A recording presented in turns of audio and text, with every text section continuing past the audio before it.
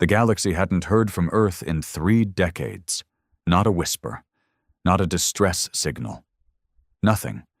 After the collapse, humanity vanished into its own dust, and the stars moved on without them, forgetting, mocking, rewriting their legacy into failure. The other empires called it the Terran burnout. They said Earth cracked under pressure, too primitive to keep up with galactic evolution. But then Earth's battleship arrived, and the galaxy pissed itself. Aegis Prime didn't ask permission. It didn't come through trade lanes or diplomatic channels. It ripped a hole in subspace and dropped itself just outside the Cyrix expanse, like a curse made flesh. No flags, no warning, no escort, just a massive black behemoth stitched together with rage and technology no empire could trace. And at its helm stood Ronan Strix. He wasn't a hero, not by old Terran standards. He didn't smile. He didn't deliver speeches. He wore his scars like medals and spoke in clipped orders that felt like loaded weapons. The kind of man who'd watched Earth burn and promised it would never kneel again. "Report," he said, staring at the starfield from the bridge. 3 Zurvani fleets inbound. Kelkari ships moving to flank. Estimated firepower, sufficient to level 5 colony systems, replied Lieutenant Harrow. Ronan didn't blink.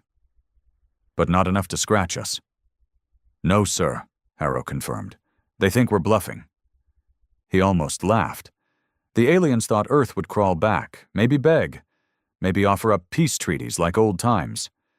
But they didn't know what happened during those 30 lost years. They didn't know Earth had gone quiet, not because it was dead, but because it was preparing for revenge. Humanity had learned. When the galaxy enslaved their diplomats, Earth remembered. When the Zurvani vaporized Terran medical ships, by accident, Earth remembered. When the Galactic Council voted Earth out of its own orbit lanes and forced it to trade children for citizenship, Earth remembered. The empires laughed at Terran emotions. Rage, loyalty, guilt, love. They called them weaknesses. Ronan called them fuel. His crew waited, silent. They were ghosts in steel, raised in bunkers, trained under blackout domes, engineered for war with no politics, no compromises. Every one of them had lost something: family, a home, a future. And they all followed Ronan like he was the last god in the universe. A blinking alert broke the silence. An incoming hail. Zurvani Admiral Creel appeared on the bridge screen, reptilian skin stretched across bone, slitted eyes gleaming with arrogance. "This is Zurvani space," Creel sneered. "You will power down and identify, or be eradicated." Ronan leaned in close enough for Creel to see the scars on his face. "You already tried to eradicate us," he said flatly. "Didn't work." Creel's eyes narrowed. "You think one old Terran ship can challenge an empire?" Ronan's lip curled into the faintest smile. "Number, I know one ship is enough." He cut the transmission. Outside, the Zurvani ships opened fire. Plasma blasts rained down on Aegis Prime, each one capable of disintegrating a moon. None of them landed. The ship's nanoweave shielding ate the energy like candy, absorbing, converting, neutralizing. The alien gunners didn't even realize it until it was too late. "Fire," Ronan ordered. Just one word. The spinal rail cannon engaged. It wasn't plasma, it wasn't lasers. It was kinetic death, pure mass wrapped in physics Earth refused to share. The slug hit the Zurvani command ship mid-core. There was no fireball, no debris, just sudden, terrifying absence. The ship collapsed into itself, crumpling like a tin can before vanishing into a swirl of twisted space. The other fleet stopped moving. Ronan stood tall on the bridge, his eyes like storm clouds. "Transmit this," he said. "To all empires, all systems. Word for word." Harrow nodded. Ronan spoke. "Earth is not your colony. Earth is not your servant. Earth is not your grave. Yet. But keep coming, and we'll finish what we started, one empire at a time. The message was sent.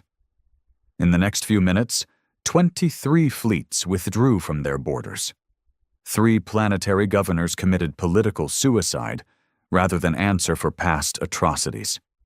And somewhere deep in the galaxy, an alien emperor whispered the words everyone else was too afraid to say aloud. Earth is back. The silence after the broadcast wasn't peace. It was fear. The Aegis Prime hovered like death over the Syrinx expanse, unmoving, unblinking, and radiating menace through every sensor pulse. No Terran ship had ever appeared on scans in this quadrant until now. And the moment it did, half the galaxy scrambled to erase its fingerprints from every atrocity they'd ever committed against Earth. Ronan Strix stood at the center of it. He wasn't savoring the fear. He was measuring it. "Zervani have gone radio silent," Harrow muttered. 3 K'lar planets just initiated full defense lockdown. Civilians herded underground. War Protocol Zeta-8. "They're scared," Ronan said without turning. "Good. They should be." The bridge of Aegis Prime was as silent as the grave. No one celebrated. No one cracked a smile. The ship wasn't designed for that. It was forged in the crucible of Earth's vengeance by hands that remembered chains, bombings, betrayals. Every system on board had a singular purpose: deliver retribution. Telemetry confirms the Virian Syndicate has begun evacuating all mining facilities in Sector 9 Gamma, Harrow added. "Looks like they think we're targeting resource hubs next." Ronan exhaled slowly. They remember what they did on Varga 6. That planet had once been Earth's farthest colony. Peaceful, agricultural, self-sustaining, until the Virian Syndicate discovered a rare mineral beneath its surface. Within a month, the people of Varga 6 were declared illegal settlers and burned alive in their homes. The Virian called it an automated military error. They received a fine. Earth received ash. Ronan remembered Varga 6 because his brother had died there, flesh peeled from bone in the heat of orbital fire. He was 12. Ronan was 20, too far away to stop it, too powerless to make them pay, until now.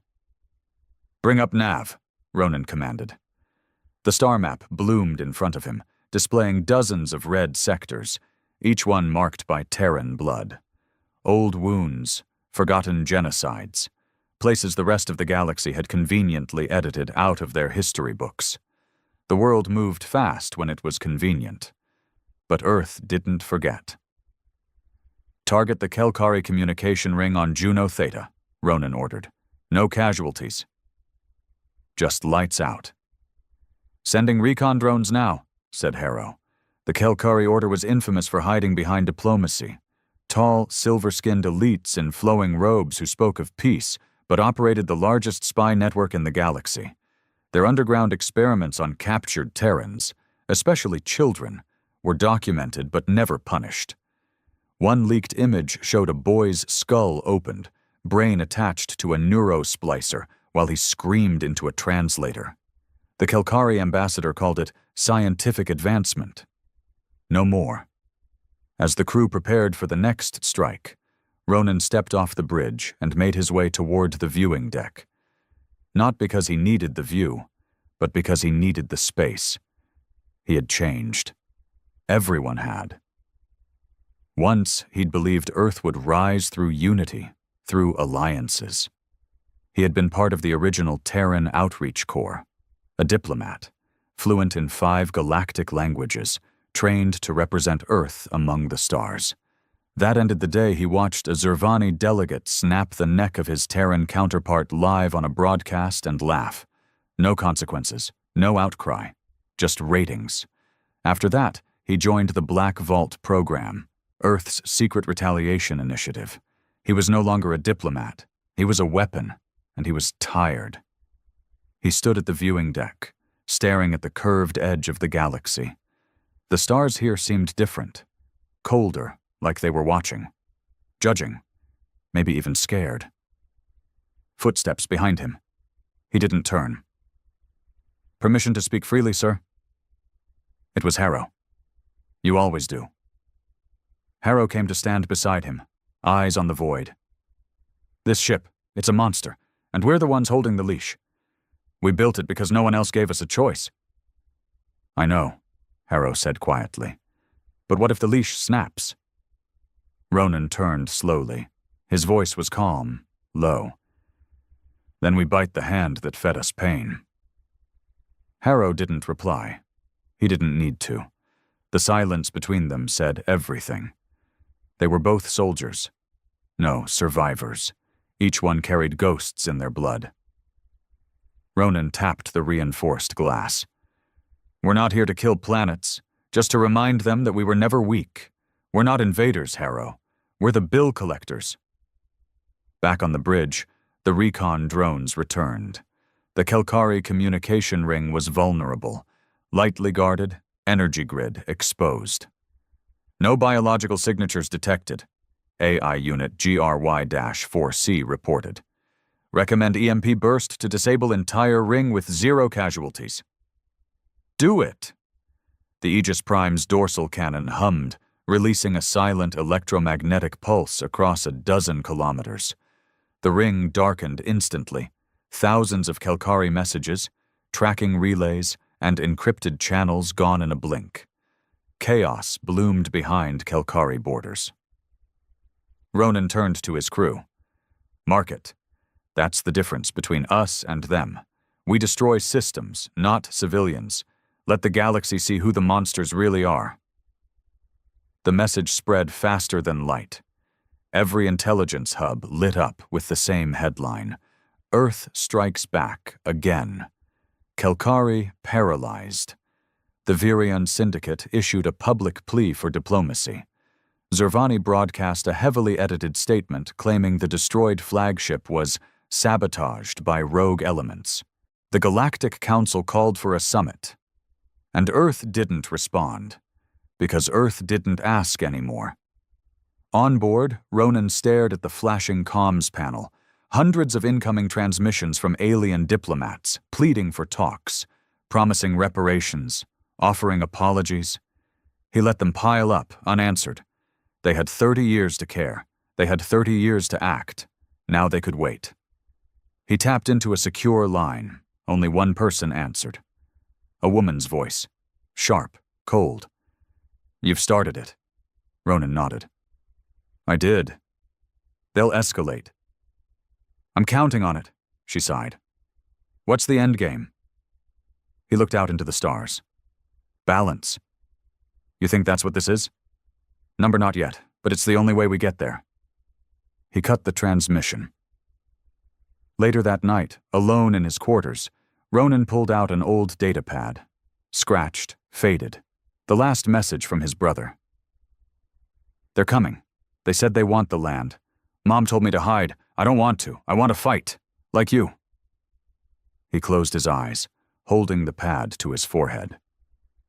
This wasn't justice. Justice would have meant those responsible were already in the ground. This was vengeance with a long memory, a slow storm rolling through the stars. And Ronan Strix was just the beginning. The summit was called in desperation. Not unity, not diplomacy. Desperation. The Galactic Council hadn't gathered like this in over 60 years, not since the Kuroth plague wiped out an entire species. But now, they called an emergency session within hours of Earth's second strike. This time, Earth didn't show up. Ronan Strix didn't need their permission. He didn't need a seat at their table. The Aegis Prime was his reply. The K'lar Order sent a full delegation, faces tight with forced grace, their psychic guards scanning the room for hidden thoughts. The Virion Syndicate arrived with their smug merchant princes, each one hiding behind layers of bribes and fake humility. The Zervani Dominion sent only one representative, War Priest K'lar Zeth, a hulking brute in ceremonial armor, still stained with ash from the flagship Earth had destroyed. And they all asked the same question. What does Earth want? Back on the Aegis Prime, Ronan watched the summit from a private signal leak. They spoke in circles: sanctions, diplomacy, reparations. They danced around guilt like it wasn't soaked into their robes. No one dared admit what they'd done, because if they said it out loud, Earth would be justified in burning them all. Zurvani proposing a ceasefire, Harrow said, reading the translated transmission, offering shared tech access, defensive alliances. They're begging now. Ronan shook his head. They want us to take a bribe and go back into the dirt. The crew remained silent. He could feel the eyes on him, not just his officers, but the AI, the security drones, even the walls. Aegis Prime was more than a ship. It was part living construct, built with symbiotic tech designed to bond with its captain's neural signatures. If Ronan had doubts, the ship would know. But Ronan didn't doubt. He had buried too many names, watched too many vids of Terran children being marched off-world. He remembered the planetary markets that once sold Terran bones as artifacts of primitive culture.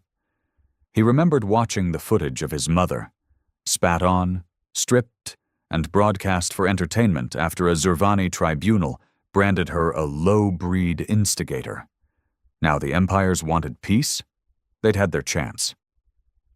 Prepare next strike, Ronan said. Target Virion Black Site on Altaris 3. They think we don't know it exists. Harrow raised an eyebrow. That's off-grid intel, sir. Deep classified. How do we know it's accurate? Because I used to work there, Ronan replied coldly. The room froze. He'd never told them, not in detail. Some of the crew assumed he'd been in intelligence. Others knew his records had gaps, years scrubbed clean by Terran command. But none of them knew that after the massacre on Varga 6, after the Outreach Corps collapsed, Ronan had been sold into a rehabilitation program by the Virion. For 3 years, he was a ghost locked underground, forced to help develop neural weapons for his captors, made to watch other humans tortured in cages as data points. He escaped by killing 7 guards and blowing the lab sky high. But Altaris 3 was rebuilt, buried again, hidden behind Virion money and shielded from the public eye.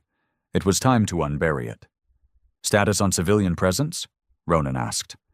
GRY-4C, the ship's AI, responded immediately. Confirmed 0 life signs, all automated, data labs only, target clear. Good. Ready the graviton shatter missiles. He didn't care if they watched. He wanted them to, and they were watching. Across the galaxy, millions of beings were tuned into the Aegis Prime's movements. Entire sectors were now on alert. Border stations powered down, hoping to avoid notice. Pirate clans abandoned trade routes. Even bounty hunters started erasing Terran warrants off their networks. No one wanted to be caught standing in Earth's shadow. On Altaris 3, the surface was silent. Beneath it, 10 kilometers of reinforced bunkers hummed with forbidden experiments, cloning vats, neural suppression tanks, AI-assisted biological warfare designs, all outlawed by the Council, but tolerated because Earth was the only victim. The missile launched. There was no explosion on impact.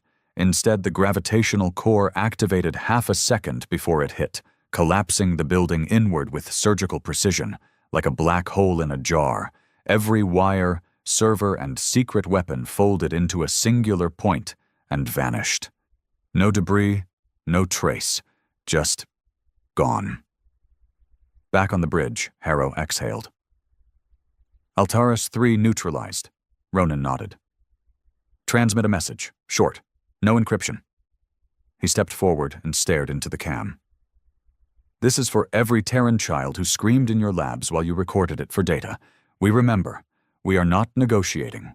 Clean your hands while you still have fingers. The message was sent. That same night, 4 Virion board members were assassinated by their own security forces.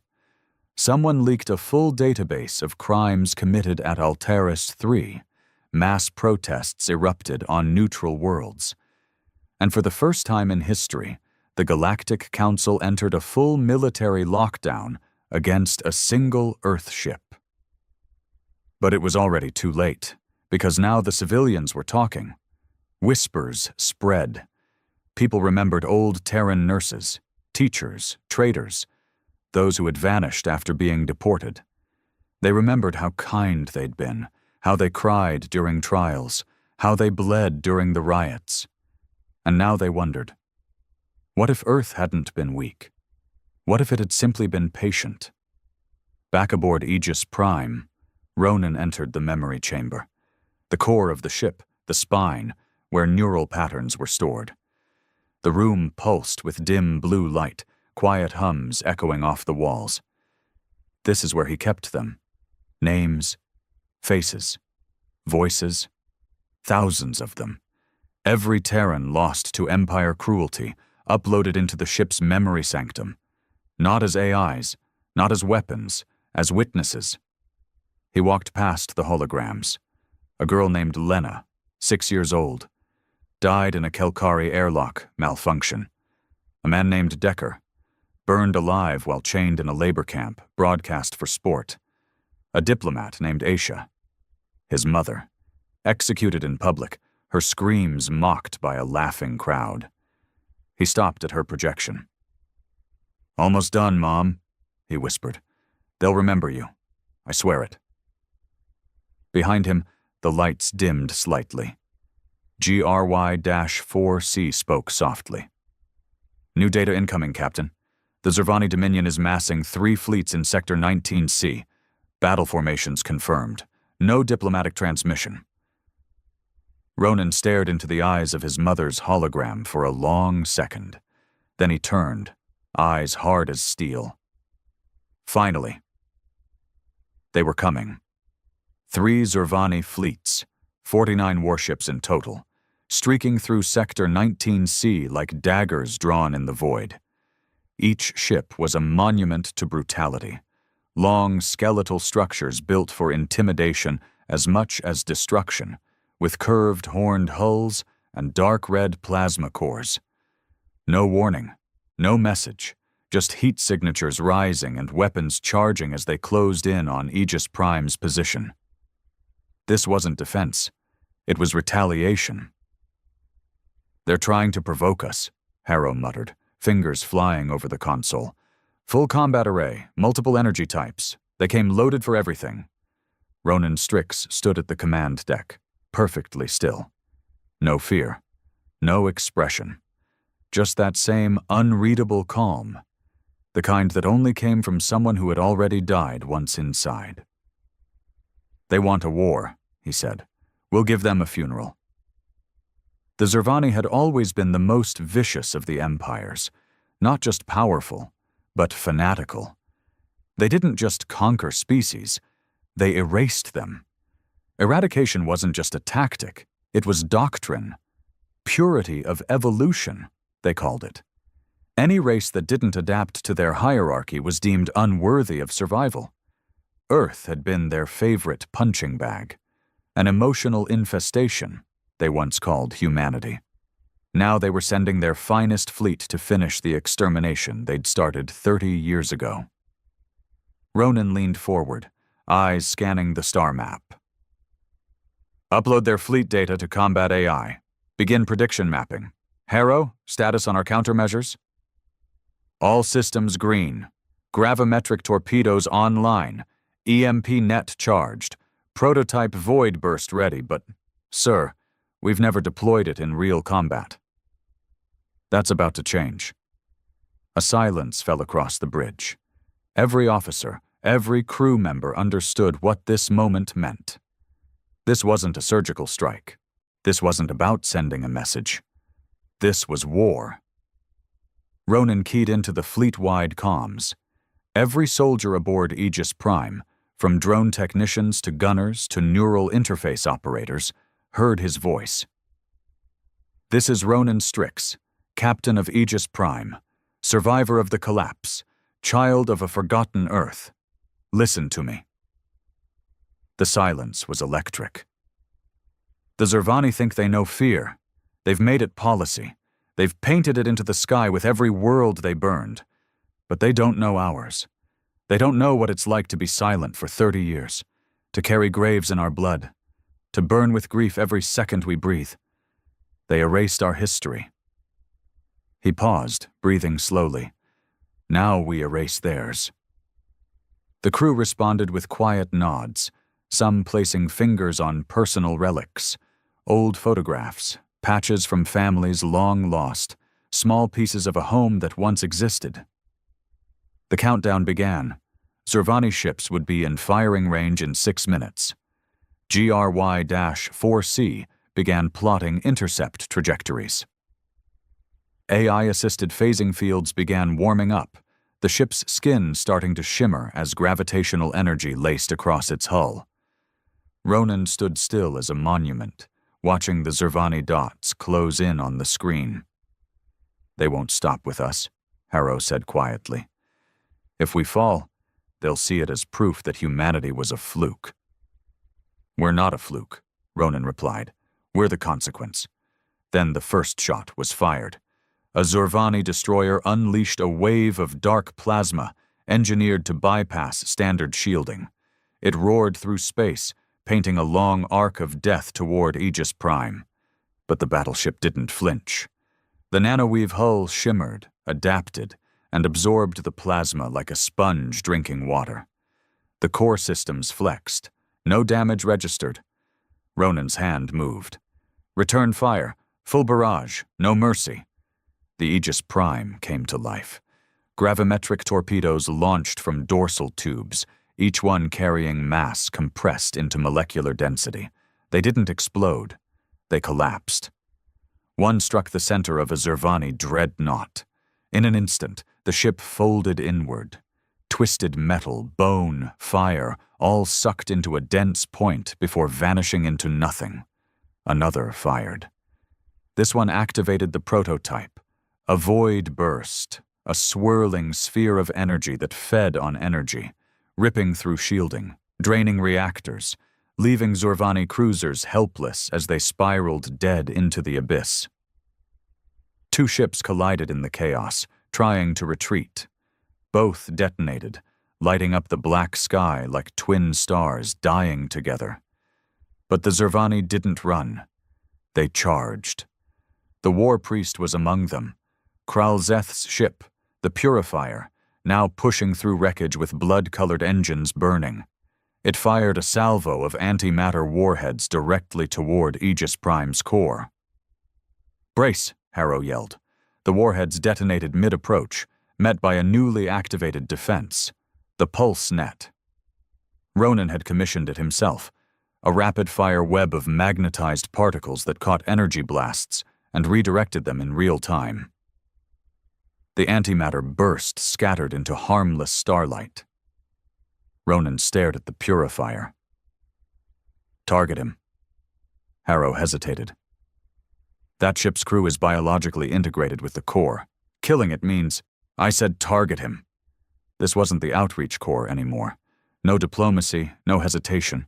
Not after what they'd done. The Aegis Prime locked on and fired. The final weapon was Ronan's most personal, the Hellspire cannon, reverse-engineered from stolen Zervani tech, amplified, altered, and perfected. The bolt tore across space, pure condensed emotion, not fire, not plasma, rage embedded in science. It howled across the void and struck the Purifier dead on. The ship erupted from the inside out, crimson light blooming from every seam as Zervani screams echoed across comms before the signal died. Then, silence. Of 49 ships, only 7 limped away, half of them aflame, some without propulsion, one slowly tearing itself apart. No counterattack followed. Zervani had never tasted loss like this, not in generations. On the bridge, a single alert chimed. A hail. From the Zervani capital. Ronan raised an eyebrow. "Put it on." A trembling face appeared, younger than expected, eyes wide, scales pale, A sub-chancellor, maybe? Not military. Terran vessel, the alien stammered. You have made your point. We request a ceasefire, immediate, unconditional. Our council is willing to enter formal reparations discussions. Ronan leaned in, voice low. You want peace now? The alien swallowed. Yes. Yes, please. We will meet any terms. He didn't answer right away. He looked around his bridge, his family. Not by blood, but by fire. Every one of them had been broken by the galaxy and reforged by Earth's silence. He nodded once. Then kneel. The alien blinked. What? Ronan's eyes burned cold. Kneel, on your knees, on the floor. I want to see the Dominion bow. The sub-chancellor hesitated. Behind him, someone whispered. Others watched. Then, slowly, the alien dropped to his knees. The camera caught it. The galaxy saw it. The Zervani Dominion, the proudest, deadliest species in known space, bowed to a Terran. Ronan gave no speech, no victory cry. He just ended the transmission. The bridge fell silent again. Only Harrow spoke, voice barely above a whisper. They actually knelt. Ronan nodded. They all will. He turned and walked toward the memory chamber once again. The war wasn't over, but Earth had stopped whispering. And now, the galaxy would never stop listening. The galaxy was changing. Not gradually, not naturally, but violently. In the days following the Zervani's defeat, the balance of power across the known systems collapsed like brittle glass. Treaties dissolved. Borders were redrawn overnight. Planetary governors abandoned their thrones. Entire fleets vanished into deep space, and for the first time in 100 years, the term Terran was spoken with something dangerously close to reverence and fear. Every news channel buzzed with the same phrase, Earth is back. But not everyone welcomed it. Ronan Strix sat alone in the ship's strategic chamber, staring at the live map projection of the sector. Several red alerts blinked across it. Not incoming fire or enemy fleets, but disruptions. The Virian Syndicate was in full collapse. 3 of its trade colonies had declared independence and were now swearing allegiance to Earth's principles of retaliation. Civilian mobs overthrew security patrols and broadcast Ronan's speeches as declarations of their own. They weren't coordinated attacks, just chaos in Earth's name. This wasn't what Ronan wanted. Harrow entered, eyes troubled.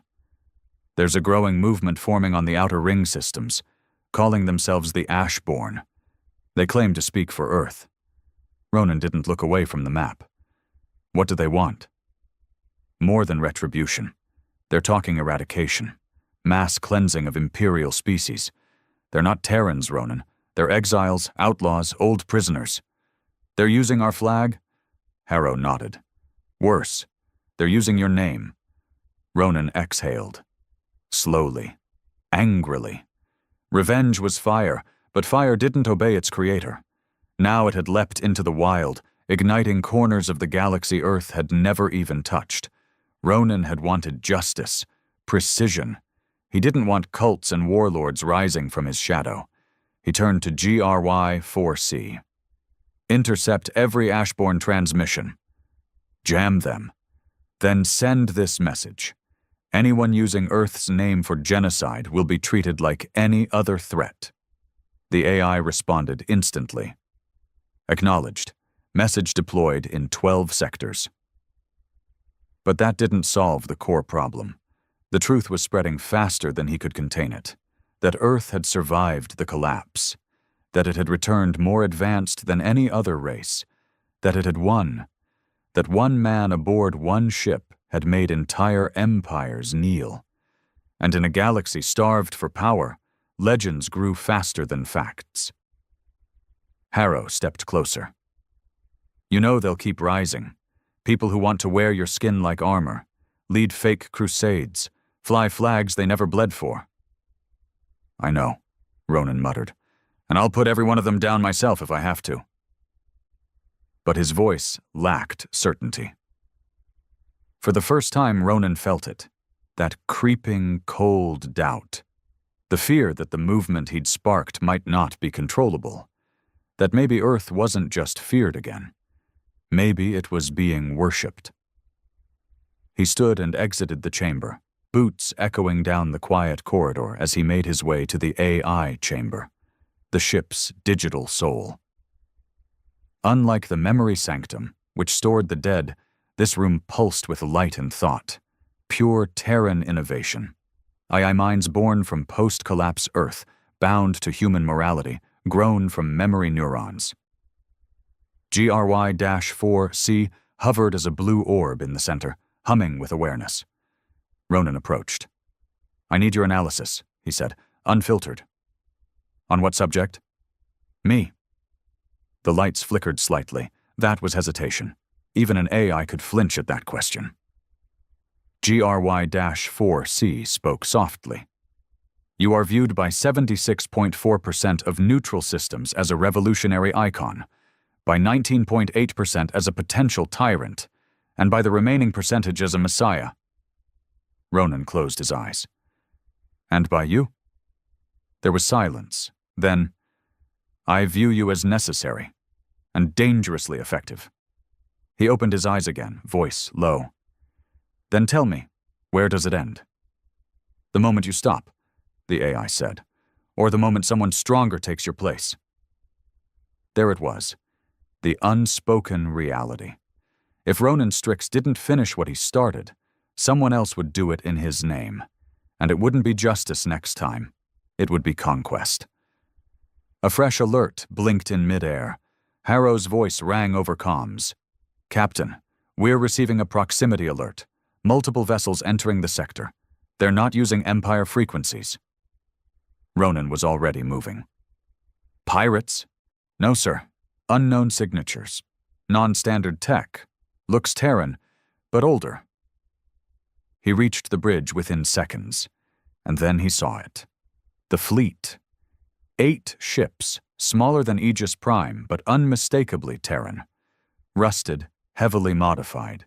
Each one stitched together with parts from alien wreckage, surplus junk, and ancient Earth freighters.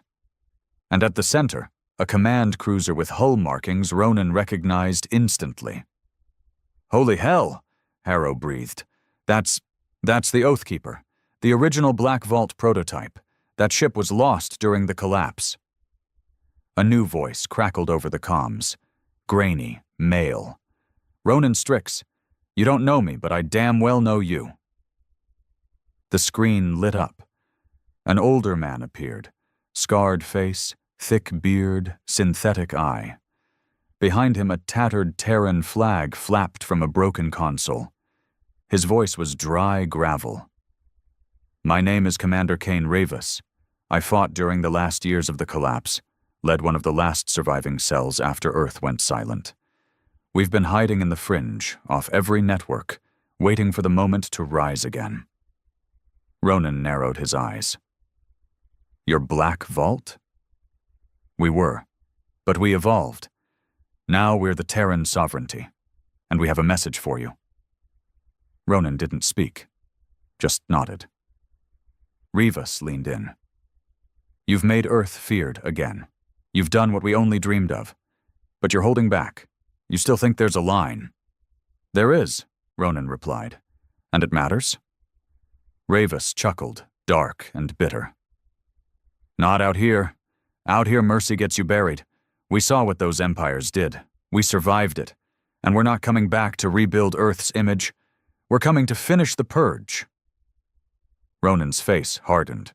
"You start burning civilian worlds, I'll bury you myself." "You think I'm afraid of you, Strix? You're just a spark. I'm the wildfire behind you." Then Rivas leaned back, and on the screen behind him, dozens more ships powered up, cloaked vessels decloaking one by one. He hadn't brought a squad. He'd brought an army. "We're not asking for permission," Rivas said. "We're claiming the right of blood. You can lead beside us, or you can be another relic." The feed cut. Silence fell. Harrow looked at Ronan. "Orders, sir?" But Ronan didn't answer right away. This was the crossroads. Earth had returned to take back its name. But now, the old Terran ghosts had crawled out of the abyss too, and they wanted something darker. Not balance, not justice. They wanted domination. Ronan stared at the flickering spot where Revis's face had been. "Prepare a meeting," he said quietly. "Face to face, neutral ground." "You think he'll agree?" "I don't care. We're not splitting Earth in two, not now." And deep in the ship, the memory chamber dimmed, as if the dead could sense what was coming. The war for Earth's revenge was ending. But the war for Earth's soul was just beginning. They met on neutral ground, a dead moon orbiting the dying star of Graxis 9. No atmosphere, no settlements, just black rock and silence. Ronan chose it for a reason. No distractions, no tricks, no chance of innocent blood being spilled if things went sideways. The shuttle landed with a whisper, Aegis Prime's AI-powered descent leaving no dust in its wake. The hatch hissed open, and Ronan stepped out into the harsh light of the red dwarf sun. His armor bore no markings, just a matte black finish, scarred at the edges. No medals, no banners, only purpose. Cain Revis was already waiting. He stood near a broken pillar of stone, arms crossed, flanked by two heavily augmented soldiers, both old Terrans like him, their bodies more machine than man. His beard had gone gray. His left eye glowed faint blue. His armor was battered, painted in streaks of faded red and silver, colors from the old Earth reclamation movement, long thought extinct. "Didn't think you'd actually come," Revis said, voice like rusted steel. "I don't run from ghosts," Ronan replied. They stared at each other. Both men were forged in the same fire. Both had watched Earth be humiliated, beaten, broken. Both had bled for a future that had never arrived. But now they stood on opposite edges of it. "You've made quite a name for yourself," Revis said. "The empires are trembling. Whole fleets vanishing from sectors before you even arrive. I watched your little broadcast. Zervani on his knees. That was beautiful." "It wasn't about beauty," Ronan said coldly. "It was about message." Revis chuckled. "We all send messages, Strix. You just prefer yours with polish. Me? I don't believe in half measures anymore." He stepped closer, eyes hard. "We've been hiding in the black for 30 years, watching Earth burn in history books, watching the species that killed our children write laws about order. We waited for someone strong enough to ignite the fire." Ronan stayed still. "And then," Revis continued, "you showed up. A ship like a goddamn omen. You did in weeks what we couldn't do in decades. You reminded the stars who we are."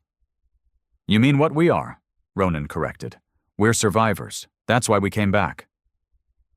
Revis grinned, sharp and bitter. "No, Ronan. You're still surviving. I'm done surviving. I'm ready to conquer." There it was, the rot at the root. "You think conquest will fix what happened?" Ronan asked. "You want to turn us into what we fought against?" "No," Revis said calmly. "I want to make sure we never have to fight again." He pointed up at the stars. "You think justice is enough? They'll never respect us, Ronan. Not really. They'll fear you now, sure. But give them a decade, maybe less. They'll come back. They always do, unless we break them. Not just the empires, everything. Rewrite the system. From the ashes up." Ronan shook his head slowly. "So you want genocide? Planet by planet?" "I want peace," Revis hissed. "Permanent peace, and you can't have that with old power still standing." Ronan's jaw tightened. "You're building an empire. I'm building a shield." "No," Ronan snapped. "You're building a lie, one wrapped in Terran bones, and you want me to bless it." Revis took a step closer, voice quieter now. Dangerous. "I don't need your blessing. But you've got the name, the symbol. These people worship you, Strix. You say burn, they'll torch planets. You say peace, they'll disarm. You could end this in a heartbeat, or you could own it. I didn't come to rule. You don't get to decide that anymore. The words landed hard. Too hard. Because Ronan had seen it too. The shift in how people looked at him, how even his own crew waited on every word like it was scripture. He took a breath and stepped back. I came here for one reason. To tell you, if you march under my name again, if you kill in Earth's name without my order, I will treat you like any other threat. Rivas stared at him, expression unreadable. Even if it starts to work? He asked. Even if we bring them all to their knees? I don't want knees, Ronan said sharply. I want them to look us in the eye and know we earned it.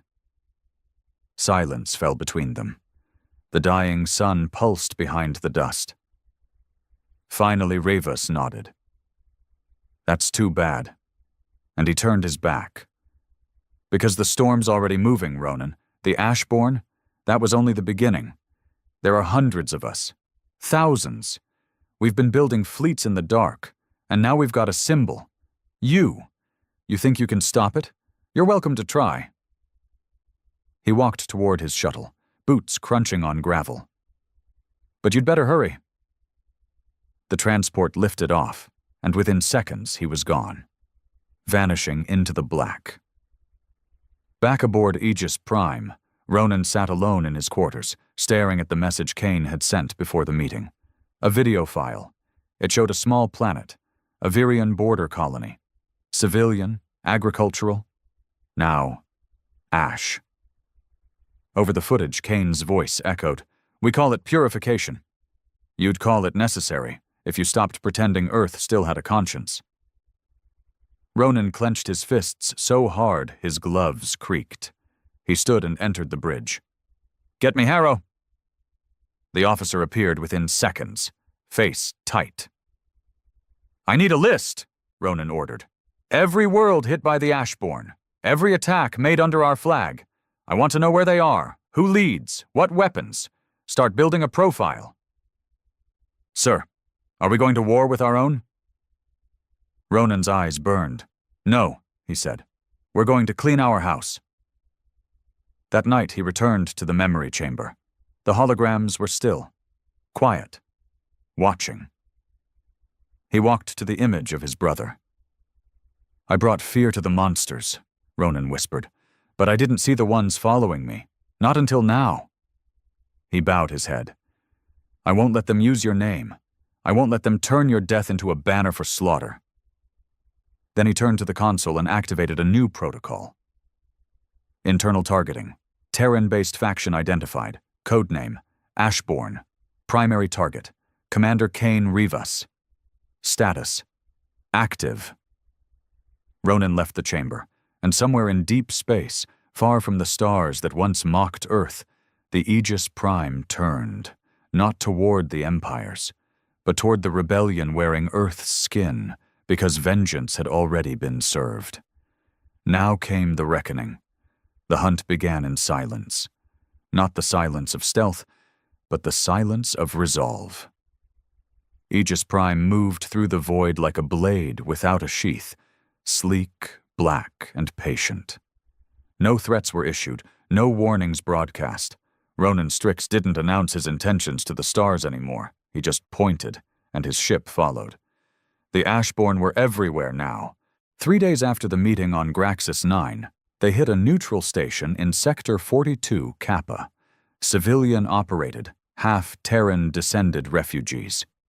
The Ashborn broadcast the attack live, declaring the station impure, its operators sympathizers of the old system. They torched it from orbit and signed the flames with Ronan's name. That was their greatest weapon. Not just ships or tech, but belief. The galaxy had seen Earth fall once. It had watched as humans begged for aid, as Earth was stripped bare, betrayed by treaties, and erased from relevance. Now Earth was power again, and too many broken, bitter souls clung to that return like it was holy, the Ashborn offered them something Ronan never did: permission to hate. "We rise not for peace," one transmission said, "but because we finally can. Because the only thing purer than pain is revenge. We do this in the name of Ronan Strix, and that was the final insult." On the bridge of Aegis Prime, the crew worked under the growing weight of unease. Hunting aliens was one thing, but now they were turning on those who bore the same blood, the same language, even the same scars. It made everything colder. "They've hit 6 colonies," Harrow reported, scrolling through the grim list. 3 neutral, 2 Virion, and 1 Zurvani border station. Civilians, mostly. No military retaliation so far. The Empires are watching us, waiting to see if we control this or not. "We will," Ronan said. He hadn't slept in 3 nights, hadn't even sat down in 2. He paced the bridge like a caged storm, eyes locked on the star map. "How close are we to the Ashborn fleet cluster?" 18 hours, Harrow said. "At current speed, we'll breach Sector 73 Zeta by morning. Reports say Kane Ravis is using a derelict moon base for command. Heavy defenses, repurposed Empire tech. Looks like they're preparing for something big." "They already started something big," Ronan muttered. "They just haven't seen the finish." He turned and walked toward the forward view panel. Outside, the stars shimmered, quiet and cold. Once, he used to look out and dream. Now he just calculated how many people could die in each direction. Am I losing what made me different from them? The question came without warning. It had been buried deep, ignored. But it surfaced now like an old wound reopening. The more enemies he crushed, the more systems he shattered, the more the line blurred between Ronan and the monsters he swore to bury. And yet there was no other way. Not anymore. Back in the command chamber, the AI GRY-4C processed new data streams, faint chatter on encrypted Terran comms, most of it raw ideology. "Earth does not apologize. Burn what burned us. The Aegis is coming. The worthy will follow." Worship and war had become indistinguishable. "We just picked up something strange," Harrow said, frowning. "A civilian transport fleeing Ashborn territory. Tattered, running silent, but broadcasting a short loop. Audio only." "Play it," Ronan said. Static crackled through the bridge. Then a trembling voice came on. A child, maybe 10 years old. "He's not like them. He tried to stop them. Please, if anyone can hear this. My father said Ronan Strix would come. He said he'd stop the fire." Silence fell. Harrow looked up. That voice, it's real. Verified signal. Came from a colony called Lendrix 3. Ashborn seized it 2 days ago. Rivas claimed it as a purification training ground. Ronan didn't speak. His fist curled slowly, blood rushing in his ears. "Plot a jump," he said. "Sir?" "I want us there in 6 hours. Push the core. Burn fuel if we have to." Harrow nodded. No hesitation. Because every single one of them knew what that transmission meant. Kane Ravis wasn't just building an army. He was building indoctrination centers, camps, factories of fanaticism, teaching children to kill in the name of a lie, in the name of Ronan. The moment Aegis Prime dropped out of warp above Lendrix 3, chaos met them. The Ashborn had no warning. They didn't think Ronan would strike his own. Their defense grid was uncoordinated, barely functional. Rivas had taken most of his main fleet deeper into the sector. Aegis didn't hesitate. Missiles hit hard and fast, knocking out the planetary shields within seconds. Ground turrets blinked off. Ashborn patrol ships scrambled, then scattered. Within 20 minutes, the sky belonged to Earth again. Ronan deployed his ground team personally. He didn't trust anyone else to walk into that nightmare. The camp was worse than expected. Rows of children in makeshift barracks, all dressed in black, all forced to watch constant propaganda, footage of Ronan destroying Zurvani fleets, edited speeches, distorted audio of him shouting "No mercy" on loop. They were given knives and told Earth had chosen them. Ronan walked through it like a ghost. He passed one room where kids had been made to memorize the names of Terran martyrs. If they forgot a name, they were whipped. Another room contained corpses, executed traitors, mostly adults who'd tried to escape, all under banners painted with his name. In the center barracks, a boy stood, barely 9, pale, wide-eyed. He stepped forward holding a broken knife, shaking. "You're him," he said. "You're the real Ronan." Ronan knelt in front of him. The boy's voice cracked. "They said you were coming, that you'd burn the weak." "No," Ronan said softly. "I came to save the weak." The boy started to cry. Later, when the children had been evacuated and the facility leveled with targeted charges, Ronan stood among the rubble. His armor was scratched, his face bruised from one of the cell fights, but he was still standing. Harrow approached, holding a recovered data pad. Rivas left a message. Ronan took it. The screen flickered, and Kane's face appeared once more. Recorded this time. Grim. Focused. "If you're watching this, you finally stepped off your throne. Good. The game's started now. You think this is horror? You should have seen what they did to my son, what they fed him in the Virion mines. You think you've seen suffering? You only saw the result, Ronan. I was forged in the cause. And if you want to stop me, you'd better be ready to kill every last believer. Because they don't love you. They need you." The feed cut. Ronan lowered the pad slowly. He stood among ashes now, and for the first time since Earth's return. He didn't feel strong. He felt haunted. The stars above Sector 77 Omicron were silent. They watched as Aegis Prime dropped from warp just beyond the dark edge of a dying nebula. Its hull glowing faint blue from atmospheric entry, weapons cold but primed. This was no longer a mission. This was an ending. The Ashborn had gathered. K'lar Hegemony had called it the cleansing, a final strike against the last of the galactic systems that had dared mock Earth. More than 300 ships now orbited the dead world of Ixar-2, including refitted Zurvani cruisers, stolen Kelkari carriers, and dozens of old Terran war relics. It wasn't just a fleet, it was a cult, and every single pilot, every soldier on that planet, wore Ronan Strix's face across their banners. He stood alone on the command deck, silent, still, watching them line up in formation like a grotesque reflection of Earth's new legacy. His crew had stopped questioning him. They knew this was personal now. Too personal. "Kane's transmission came through," Harrow said softly. "Uncoded. Broadcast on open channel." Ronan gave a small nod. "Play it." The bridge dimmed, and the voice of K'lar Hegemony echoed across the ship, broadcast not just to Aegis Prime, but to the entire Ashborn Armada.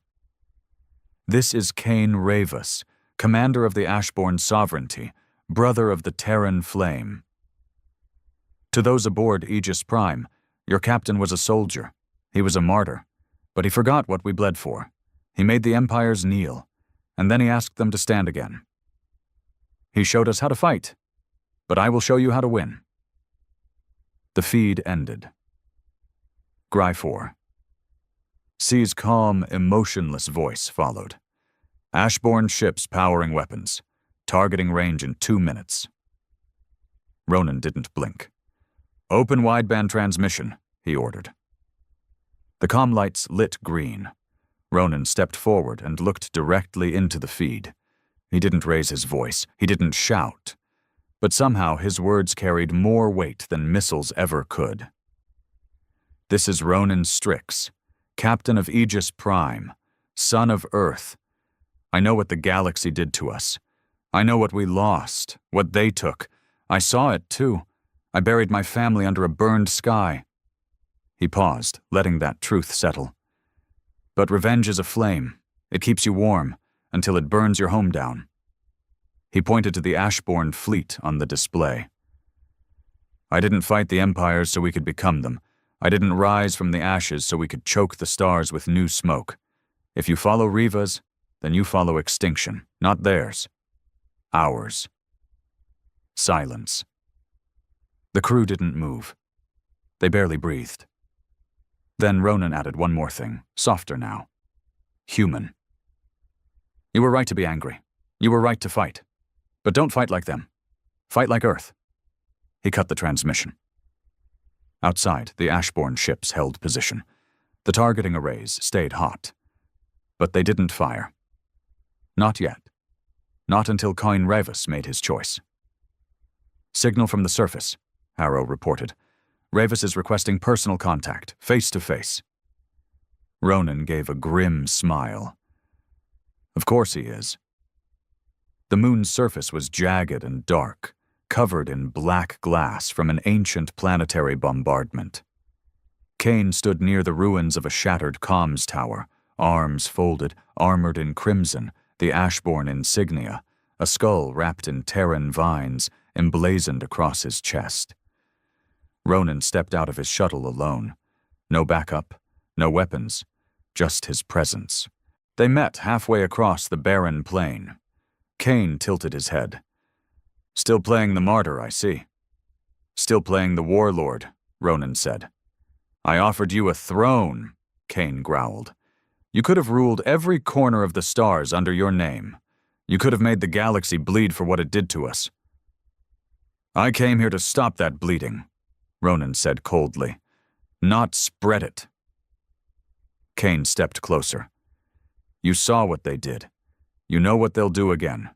The empires are watching us, waiting for weakness. You want peace? They'll gut us the moment your back is turned." "I don't care what they want," Ronan replied. "I care what we become." Kane's face twisted with anger. "You think mercy will save us?" "No," Ronan said. "But maybe mercy will save what's left of us." For a moment, Kane hesitated. Just a flicker. Then he drew his sidearm. "I'm sorry, Ronan," he said quietly, "but you don't speak for Earth anymore." The gun fired, and Aegis Prime responded. The shot never reached Ronan. Mid-air, a kinetic shield snapped into existence, bending light and catching the blast like a spiderweb catching a fly. Then the sky lit up.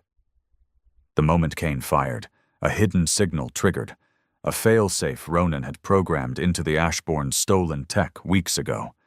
A virus, buried in comm relays, in stealth beacons. It spread like a whisper. Ashborn ships blinked out. One by one, engines died. Power cores shut down. Systems went dark. Ronan had just pulled the plug. Kane stared at the sky, horrified. "No," Ronan stepped forward.